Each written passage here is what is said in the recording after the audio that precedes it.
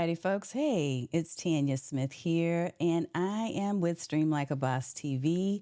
We generally go live a little bit earlier, but ran into some issues for some unknown reason between Restream and Ecamm. I don't know. There was a disconnect. So, this is actually my second time broadcasting this exact show and the topic because I did go ahead and broadcast where we were.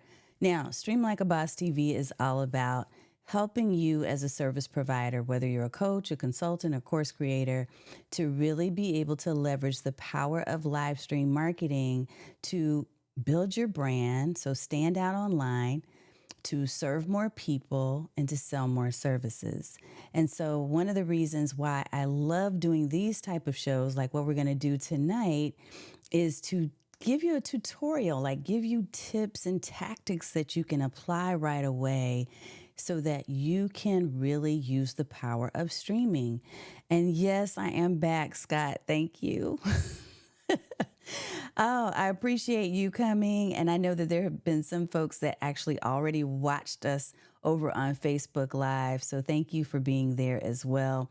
Look, the thing is, you may not know because you have been watching certain people on lives and you thought, you know what, the streaming format that they're using doesn't necessarily work for me. So maybe you got a little frustrated and thought, well, it's live streaming itself doesn't work. What my goal is, my hope for you is that through the power of this show and shows like it, you will see the possibilities and you will understand that it can be right for you. It just may take a little tweaking. There may be differences in the way in which you structure your lives so that it's fitting for your personality, for your lifestyle, and all the things you have going on. So I'm going to give you 3 different styles, structures, formats, if you will, that you can consider for your own service business. And that's what we're going to talk about tonight. Okay, I'm going to dive right on in. So we'll do our quick intro video for a minute. It'll just take a couple of seconds, actually. And then we're going to dive into the topic. As a matter of fact, you know what? I'm going to skip that since we're running behind tonight on YouTube. I'll skip that. Let's just dive in now, if you're good with that. And if you have questions, if there's comments, if there's anything that comes up for you as we're talking, because a lot came up for us over in the other broadcast that I just did. If there are things that you want to talk about related to this topic, let me know and we'll dive into it, okay? All right, so let's do this. I'm going to pop up the 3 things that I really want you to consider, the 3 formats that I want you to consider as it relates to live. Before I do that, let me make sure I pull my notes back up again so we can keep this clean and concise for you so that you get all the information you need. Let's see, where is it? There we go. Okay. What just happened there? It's just been an interesting night. It's been an interesting night. Now all my notes are gone. I will find them in a second to make sure that you have everything that you need, but there they are. They reappeared. Look at that. Okay, so let's talk about number 1. Number 1. The first of the 3 I will pop up for you right now. I have these on slides for us tonight. So the expert interview. If you are a service provider, you're a coach, you're a consultant, you're a course creator, you're doing something in the service space, you're not going to have a product necessarily that's tangible that you can like divvy out, right? But you still have options for different ways in which you can approach a live stream. And so one of the most popular ways that people do, whether you're doing a video podcast, audio podcast, other forms of media, one of the common ways over years and years and years of people doing this type of thing is having a guest on a show. And you're not like the sole person talking. So when you are interviewing guest experts on your show, what it does for you is it helps to elevate your credibility. You're kind of borrowing from the credibility and the reputation of the person that you've invited or that has, asked to be invited. And you're also sharing your network and they're sharing their network with you because you both are cross-promoting each other, right, with that content. And so it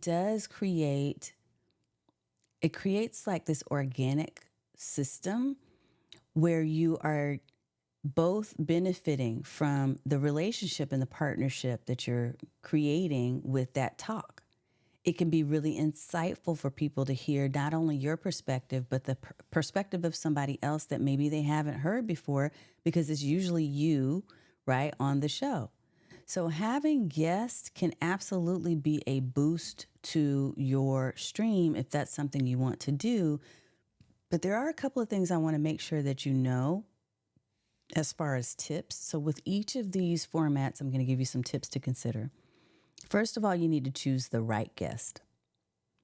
So making sure that you have a guest come on that is aligned with your audience's interest is really important. Because one of the things that can happen is you get so starstruck by, oh my God, this guest, this person is going to be right. Or just, oh my gosh, I have a guest that wants to show up, right? If you get too bogged down in that and don't think about the relevance to your audience, your specific audience, what can then happen is that there's this disconnect, right? Because that person really doesn't jive well at all with you, with what you talk about, or the people that you're serving. So you really need to be careful and mindful of vetting guests who can complement or support the topics and the delivery that you're already giving to your audience. Like, are they the best complement for what you're talking about? And I'll tell you, I didn't share this in the other broadcast. I'm going to share it now because it just came up for me. But one of the things I remember when I first started doing interviews on my shows, and this goes for the audio podcast I had years ago called Snack Size Marketing, and for this show, what I realized is, and I realized this pretty quickly, probably within my first year, I was saying yes to everybody who said, hey, I want to be on the show. And it became more and more difficult to really figure out why I had them there. So when we would have conversations, the theme of the conversation would be all over the place. There really wouldn't be a theme to it. It would just be, hey, I'm just interviewing you because I like you and I like what you do. But it had nothing and no relevance to the people who were viewing my show, because they were there to learn about the topics that I talk about, which are video marketing. So I, over time, realized that I needed to narrow down to people who actually use video. So I'm pretty clear when people are pitching me for the show, people who use video and use it well. And those people have a topic that will be impactful to the coaches, course creators, consultants that I serve. And many of the folks that are in my space are part-time content creators. So I often say part-time content creators, coaches, etc. And so that way I'm also setting boundaries around the type of people that I want to have on the show. I even, in my workflow for my guest, which I'm actually working on building out a course as part of our relaunch that's going to be happening in mid-April, called Steal My Guest Flow. The idea is to really show people how to think through a proper process for bringing on guests so that you can prepare them well so that they shine, right? Because you want them to look and sound great so that they shine and so that they help your show to also shine, right?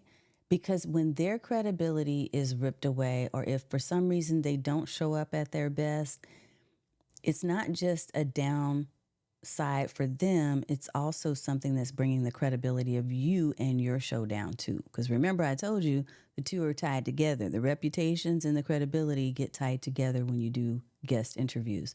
So you want to keep that in mind. A second thing you want to keep in mind, I've already touched on a little bit, and that is that preparation is key.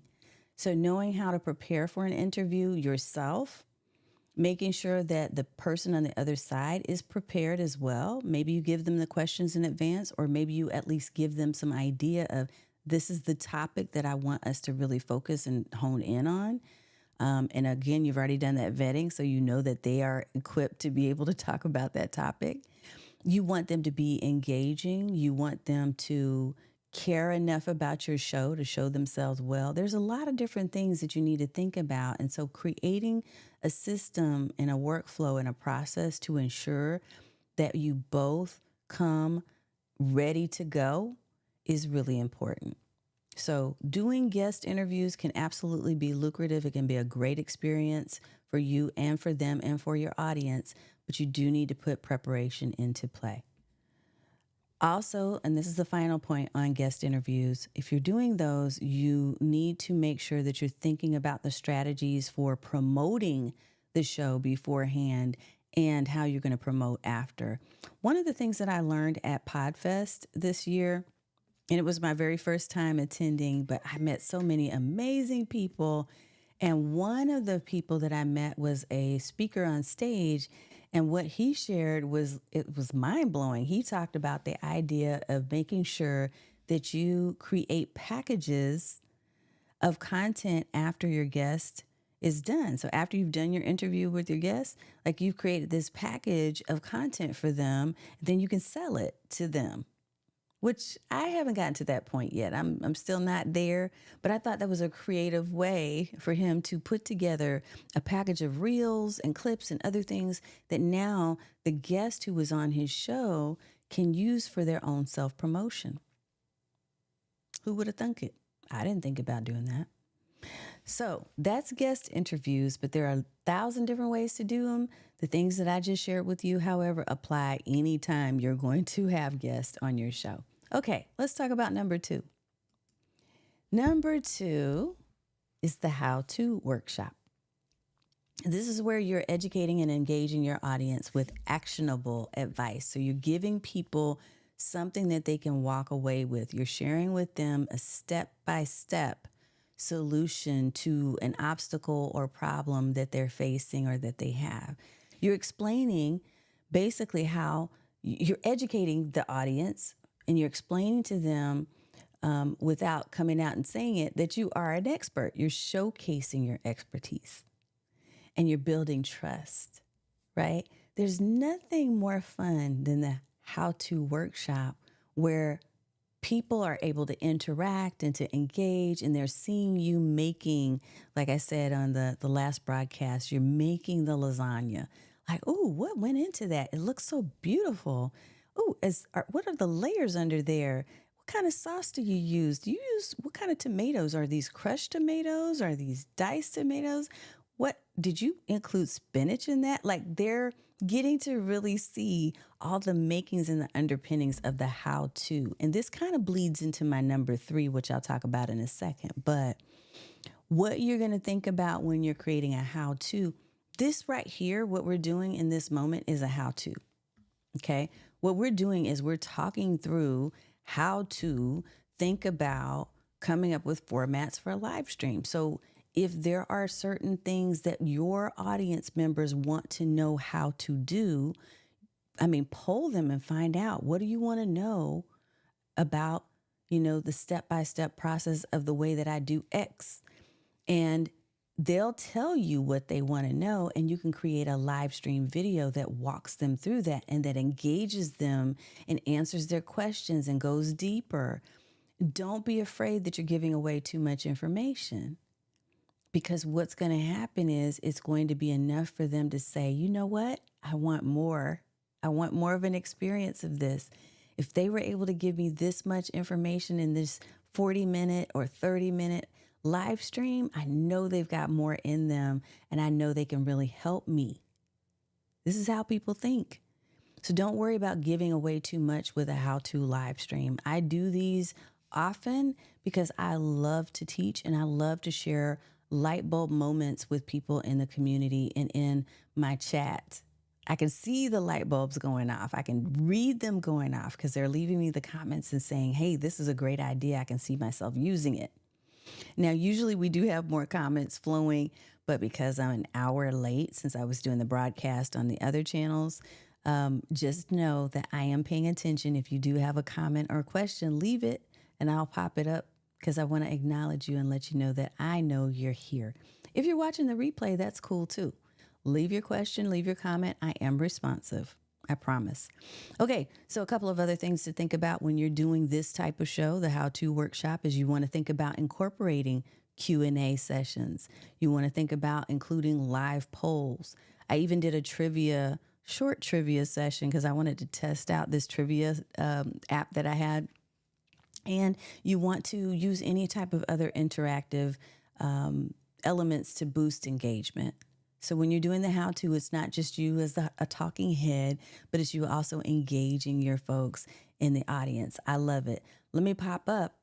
Speaking of audience, let me pop up Scott Benedict, who is an OG in the house. This is where I do most of mine is education. Yes. So absolutely the live workshops. Those can be super lucrative for someone who loves to educate and to train. They can really, really, really be handy as a live stream tool. What's up? Get noticed, or no, get hired strategist. I say get noticed so much because my business is Get Noticed with Video. What's up, Nicolette?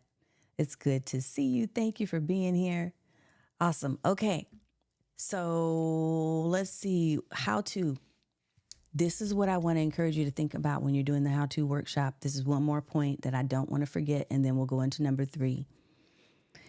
You want to encourage the person to take, and by person, I mean the people on the other side that are watching. You want them not only to engage as you're talking about the how-tos, but you also want to encourage them to take follow-up action. So you want to invite them after that live stream to, or at the end, and seed it throughout, by the way, not just waiting till the end, but seed throughout the idea that they can sign up to get more information. I kind of did a little teeny tiny demonstration of this just a few minutes ago. Did you miss it? I mentioned to you that I'm going to be doing a workshop. I'm going to be doing a course. I'm building a course around something in the academy that we just talked a little bit about, right? So that piques your interest and you say, ooh, academy, what's that? I want to know more, right? And then I can invite you to go and sign up over at streamlikeaboss.tv. Hey, that's how it works. So encouraging people to sign up for something, to subscribe so that they get access to something of value, to join a community that you may have if you have a Facebook group or whatever you might have in existence today, because I know a lot of people are doing different things these days. But look for ways to invite people to a call to action when you're doing a how-to. And it needs to be relevant and related to what you're talking about in the how-to, so that there's an easy bridge between what they're learning and what they could continue to learn with you later on. Okay, number 3. Let's talk about text slide number 3, and that is the behind the scenes. So this is the third live streaming format I encourage you to think about. And this is similar to the how-to, but a little different, slightly different in that this is more about humanizing your brand and building up those genuine connections. And I'll give you an example. I shared this too. Several months ago, I did a tour of my studio and I did it live. So I did it actually, I kind of cheated a little bit, and I'll tell you how I did this, but it was one of the most watched episodes in my live stream career.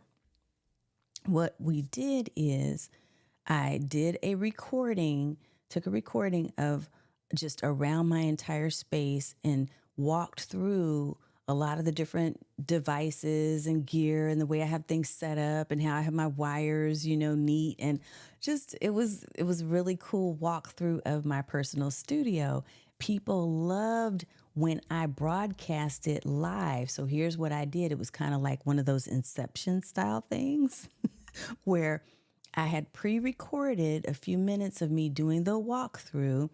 And so I popped that up in my live, and I came on live and I said, okay, hey, I want to introduce you to, the walkthrough of my studio. So I'm here live with you, but I'm going to show the video. And as the video is popping up, I'll be in the chat with you and I'll be answering questions about the different devices and things that you have questions about. And here's what I also did. I had QR codes ready to go for anything that someone might ask, well, where can I buy that? Okay. So live streaming with your behind the scenes and showing people how things work, in real life, IRL, as they say on Instagram, can be really effective when you're showing people, because look, they can see you right now. You see me in this little box here on screen. but you don't know what's going on under the table, behind the desk, on the side of me. And so to know those things, people get curious and they're like, wow, I get to kind of be a fly on the wall at Tanya's house and see all the things that are going on. So what I was sharing with some folks is that if you're doing a live stream where you're humanizing your brand, you're really diving into who you are as a person. So you might be showing off your puppy that you just fostered, because I shared that I'm also a former foster of pups. We had two that we adopted full time into our home and kept for 5 years. So it was a foster fail, really. But I love pets. I love dogs. And I also love Wonder Woman stuff. So I talked about in my walkthrough, I talked about that. I talked about my grandmother and how I have a picture that I keep of her in front of me. You wouldn't know these things in a normal live stream, but sharing these personal things about yourself help people to really get to know you. And the more they know you, like you, and trust you, the more likely they're going to be to buy from you and to invest in your services, programs, and offers, right? Let me pop up a few comments here in the feed. Yes, I could never do that. I would want to keep them all. Oh, the dogs, I know. It's yes. You fall in love with them and then you end up keeping them. And yes, doing more of the behind the scenes, Scott, would absolutely be beneficial for your audience. I know who you deal with and who you talk to. So yes. And yes, Nicolette, showing people.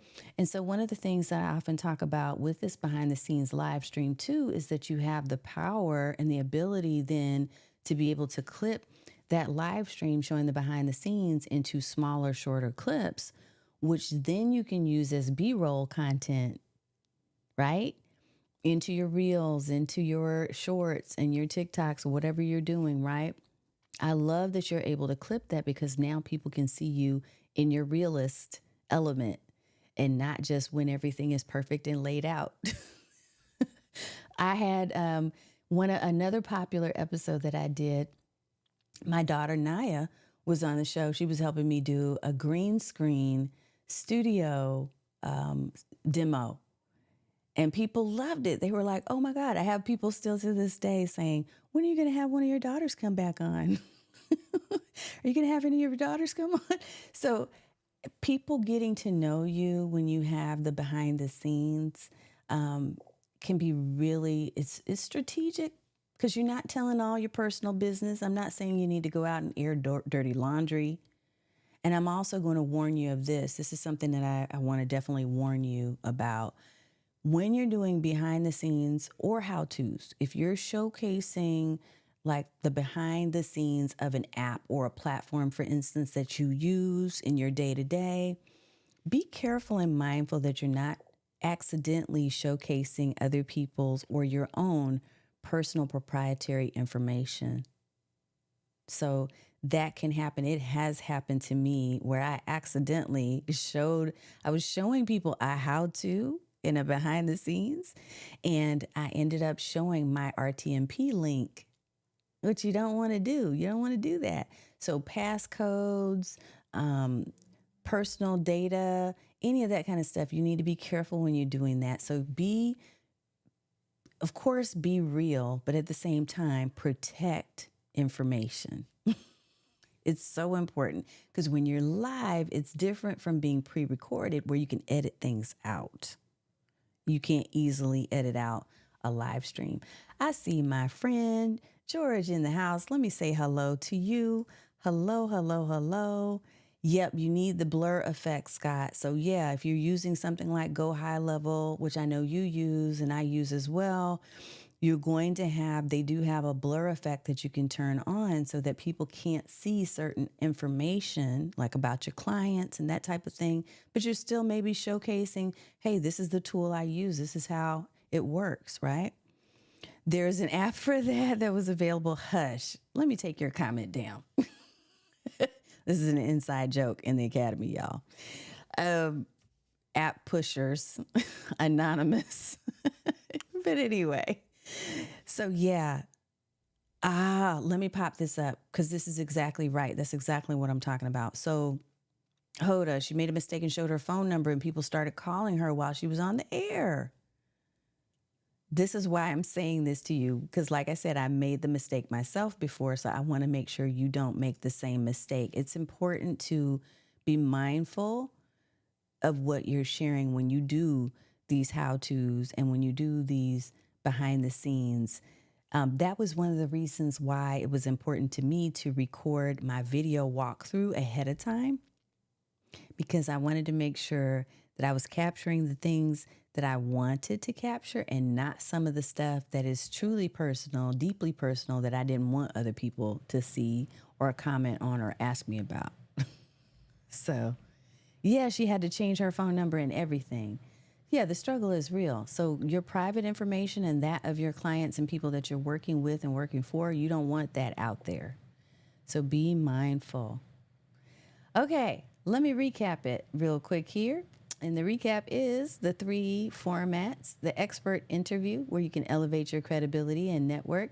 You can broaden your network and the network and credibility of the other person that you're working with. Just make sure that the topics that they are expert at complement your brand and what you talk about, that they're going to be relevant enough to the audience that the audience will care and they won't be asking, why did they bring that person on? Like, I'm not getting anything from this.